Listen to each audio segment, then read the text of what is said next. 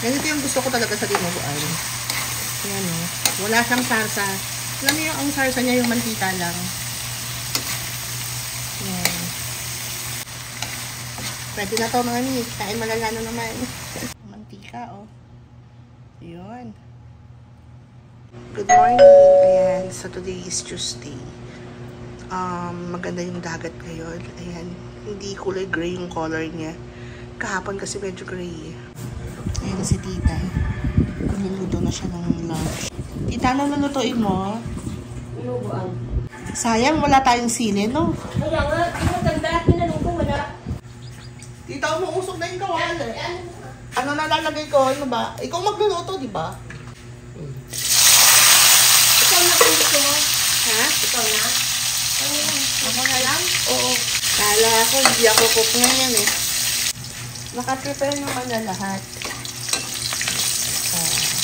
Ako na lang mag-eat. Pwede na to. Brown na. Lagyan na natin yung mga karne. Sabay-sabay na yan. Maganda sana kung merong patis. Kaso walang patis. So, habang ginigisa ko, maglalagay na ako ng salt at pepper.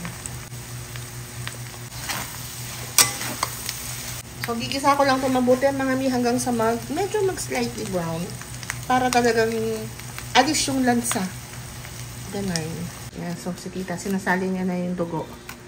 Yan. Yung dugo, pag nabili yan sa palengke, may halo na yung suka. Sukang Ilocos. Di ba, tita?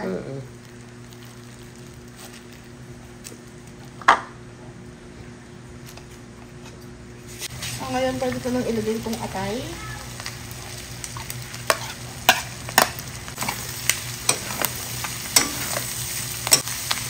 Okay na to, na-fry na yung karne. Nagbo-brown na rin. Lagay ko na itong dugo.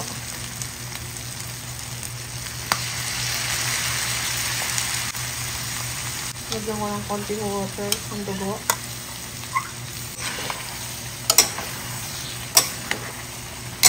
Dito kasi mga sa Ilocos yung dugo, niluluto nila yan talaga sa suka eh. Kita nyo walang buo-buo. Add lang ako ng konting water para mapalambot ko pa yung karne. Tapos laurel. Dito sa Ilocos, hindi sila masyadong gumagamit ng siling sigang. Ang ginagamit nila pasayan. Siling pasayan. Kaso wala rin sili. Pwede na to. Simmer muna natin. Check natin. So, tikman natin. Ang kailangan natin mag-add. Yes, konti.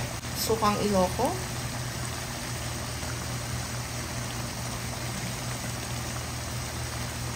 Tapos kailangan natin itong simmer lang muna natin hahaluin. To balance the vinegar and everything. Ganun. Maglagay tayo ng konting sugar. Konti lang naman. Ganyan lang. Gusto ko maraming paminta. Pag ako talaga nagluluto, paminta ako. So, ayan, galit na galit na. Pwede ko nang haluin. Luto na rin yung suka. Hindi ko na naaamoy. Ang gagawin ko naman dito ay medyo patutuyuan. Alam niyo kung hiniwala yung mantika doon sa karne. Ayan na. Check na natin. Uy. Konti na lang.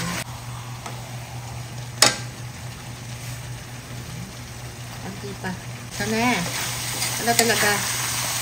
Yan. Ganito yung gusto ko talaga sa dinuguan. Yan o. Wala siyang sarsa. Alam niyo ang sarsa niya yung mantika lang. Yan.